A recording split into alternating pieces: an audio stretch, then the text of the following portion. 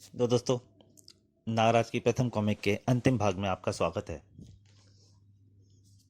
नागराज नागराज को नागमणि हथियार बनाकर पेश करता है और नागराज को बुलडॉग एक मूर्ति चोरी करने के लिए भेजता है। नागराज वहाँ से मूर्ति चोरी करने में सफल हो जाता है।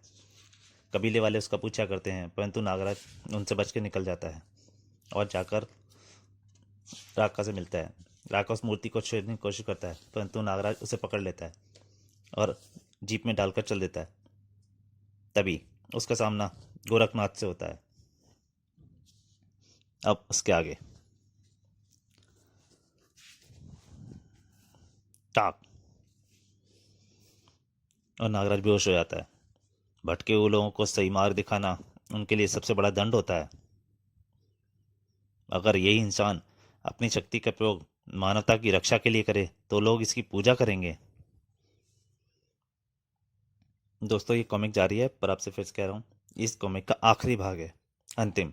अगर आपको इस कॉमिक का सही आनंद लेना है तो इस कॉमिक के पिछले भागों को जरूर पढ़िएगा, तभी आप इस कॉमिक का सही आनंद ले पाएंगे। तो अब जारी है। महात्मा गोरखनाथ ने वशीकरण विद्या द्वारा नागराज के दिमागी हालत जानने शुरू कर दिए। नागराज, तुम नागमणि जैसे शैतान के गुलाम हो। उसने तुम्हें बनाया है, इसका मतलब तुम्हारी अपनी कोई स्वतंत्र हस्ती नहीं। सबसे पहले मुझे यह जानना होगा कि तुम्हारा निर्माण कैसे हुआ। तुम्हारे मस्तिष्क में चित्र अब मेरे मस्तिष्क में उजागर होंगे। नागमणि इच्छाधारी सांप पकड़ना चाहता था। वह सांपों का विशेषज्ञ था और सांप पकड़ने के लिए जंगलों में भ्रमण करता रहता था। एक दिन वह एक जंगल में पहुंचा तो यह तो किसी नाग देवता का पुराना मंदिर मालूम पड़ता है। नागमणि को किसी बच्चे के रोने की आवाज सुनाई दी। वह मंदिर में दाखिल हो गया।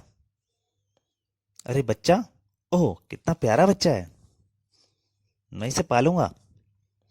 फिर से जैसे ही नागमणि ने बच्चे को गोद में उठाया, एक नाग फुंकारता हुआ उसे मार मार खड़ा हुआ।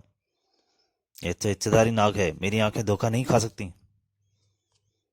और तभी इच्छाधारी ने इंसानी रूप रख लिया। मेरे दर्शन बहुत मुश्किल से प्राप्त होते हैं।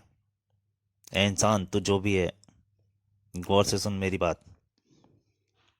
एक तो लड़की मेरी पुजारिन थी, किसी ने उसके साथ अत्याचार किया और परिणाम स्वरूप यह बच्चा पैदा हुआ। मरने से पहले उसने इस बच्चे को मेरी शरण में छोड़ दिया।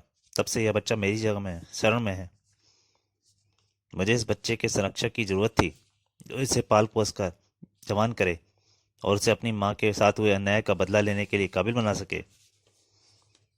मुझ पर विश्वास करो, मैं इसे वैसा ही बना दूंगा जैसा तुम चाहते हो। मैं इस बच्चे को पराक्रमी और बलवान बनाना चाहता हूँ। आज से 20 वर्ष बाद तुम इस जगह आना, मैं तुम्हें मृत अवस्था में मिलूंगा। तुम मेरे कंठ से विष की थैली निकाल ले आना और मेरे शरीर का भस्म बनाकर इस बच्चे को खिला देना। इसमें एक दिन मेरे जैसी योग्यताएं स्वतः पैदा हो जाएंगी। और फिर वह सांप के रूप में परिवर्तित हो गया। परंतु याद रहे, मेरी भस्म बनाकर खिलाने से पहले इस बच्चे को 1000 जहरीले सांपों से डसवाना होगा। हल्के जहर से तुम इस पर प्रयोग करोगे और सबसे अंत में तुम मेरे कंठ से निकली जहर की थैली में इसके शरीर से मालिश करोगे। थोड़ा सा जहर इसकी जीवा से स्पर्श कराओगे और तब यह नागराज बन जाएगा। सांपों की कोई भी नस्ल इसे पराजित न कर सकेगी। ठीक है, मैं ऐसा ही करूंगा। और नागमणि ने उस बच्चे पर प्रयोग शुरू कर दिए। स्नेक मैन, ये मेरी विजन का सबसे बड़ा आविष्कार होगा। जिस तरह राजा विषकन्या बनाते थे, मैं विषनर बनाऊंगा जिसके 1000 सांप गुलाम होंगे। नागमणि ने उस पर अपने जहरीले सांपों का प्रयोग प्रारंभ कर दिया। इसमें गजब की क्षमता पैदा होती जा रही है। धीरे धीरे इसकी क्षमता बढ़ती जाएगी। नागमणि के घर में ही नागराज बड़ा हुआ। अब वह वक्त आ गया है जब इच्छाधारी की भस्म इसे खिलाई जाए।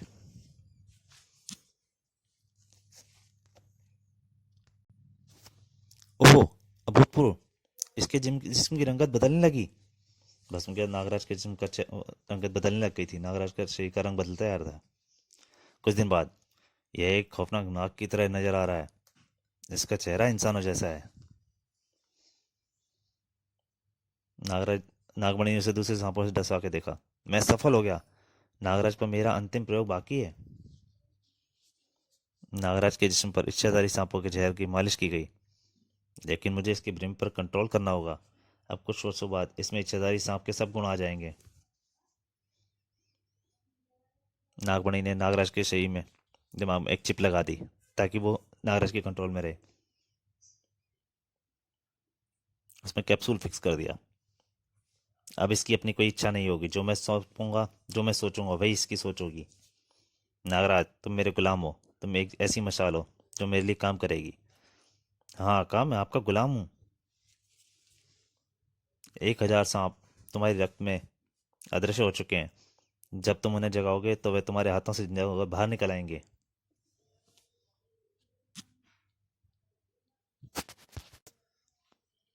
और एक दिन तुम में स्वतः ही अदृश्य होने की शक्ति उत्पन्न होगी।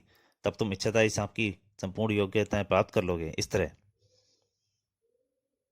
गोरखनाथ ने नागराज की उत्पत्ति की पूरी कहानी जान ली। नागमणि इसे अपने स्वार्थ के लिए प्रयोग कर रहा है। इसके मस्तिष्क का वैसे कैप्सूल निकाल देना चाहिए। गोरखनाथ ने योग विद्या से नागराज के मस्तिष्क का ऑपरेशन किया और प्रयोग का कैप्सूल बाहर निकाल दिया, नष्ट कर दिया। यह है वह कैप्सूल। जब नागराज को होश आया, अब तुम ठीक हो? तुम कैसा महसूस कर रहे हो? बहुत तरोताजा, जैसे कोई बोझ हट गया हो। क्या तुम आतंकवादी गिरोह के लिए अब भी काम करोगे? क्या तुम अब भी नागमणि के गुलाम हो? ना किसी का गुलाम, मैं किसी का गुलाम नहीं हूँ। वह सारे दृश्य मुझे याद आ रहे हैं। मुझसे कितने भयंकर अपराध करवाए जाने वाले थे। लेकिन असली जंग अब शुरू होगी। मैं दुनिया को आतंकवादी गिरोह का सफाया कर दूंगा। मैं इन गिरोहों के सरदारों को पहचानता हूँ। ये लोग अब अधिक दिन तक जिंदा नहीं रहेंगे। इसे सजा मिल गई, यह सही रास्ते पर आ गया। आपके चमत्कारी शिकागी नेवले ने मुझे घेर लिया था। अगर ये देवता अतुल्य नेवला आपके पास न होता तो मैं आपके काबू में नहीं आता। काला नेवला शिकागी नस्ल का होता है। इसके दर्शन भी दुर्लभ होते हैं। यह नेवला वशीकरण शक्ति का स्वामी माना जाता है। यह अपने आप में बहुत बड़ी जादुई शक्ति है। जंगली लोग इसकी पूजा करते हैं और जादूगर अपनी कला के लिए इसकी साधना करते हैं। यह नेवला गोरखनाथ को बड़ी साधना से प्राप्त किया था और वह शिकागी उसके पास था। वह रहस्यमय शक्तियों का स्वामी बन गया था। मुझे शिकागी ने ही इस बात की सूचना दी थी कि तुम मूर्ति चुराकर भाग रहे हो और किस रास्ते से भाग रहे हो। जाओ, शिकागी की कृपा से तुम आज़ाद हो गए हो। आपको कभी नहीं भूलूंगा। आप सचमुच देवता हैं। ना जाने मुझसे कितने अनजाने अपराध होते हैं अनजाने में, और जाने कब तक मैं नागमणि का गुलामी करता रहता। और अब भी तुम्हें मेरी आवश्यकता पड़ेगी तो तुम मुझे याद कर लेना। जब भी तुम मुझे अपने मस्तिष्क में खड़ा पाओगे। जाओ, मेरा आशीर्वाद हमेशा तुम्हारे साथ है। नागराज का नया जन्म हो चुका था। उसे बाबा गोरखनाथ का आशीर्वाद पास था और वह आतंकवादी गिरोह के विरुद्ध उठ खड़ा हुआ था। अब देखना यह था कि उसका निशाना पहले कौन बनता है। उधर गोरखनाथ ने मूर्ति को यथास्थान उसी मंदिर में स्थापित कर दिया। मूर्ति तत्काल लौट आने से सांप्रदायिक हिंसा रुक गई और कबीलों ने गोरखनाथ की जय जयकार होने लगी। नागराज अपने सफर पर निकल पड़ा था। तो दोस्तों, नागराज की कॉमिक का पहले भाग का अंतिम भाग यहीं समाप्त होता है। अब नागराज उन अपराधियों के खिलाफ अपनी तरफ से क्या करेगा, आप सब जानते हैं। अब नागराज नागमणि के वश में नहीं है। तो इस नागराज की आगे की कॉमिकें आपको हो सकता है और भी ज़्यादा रुचिकर लगें। तो अब आगे की कॉमिक के लिए थोड़ा इंतजार कीजिए। तब तक के लिए नमस्कार।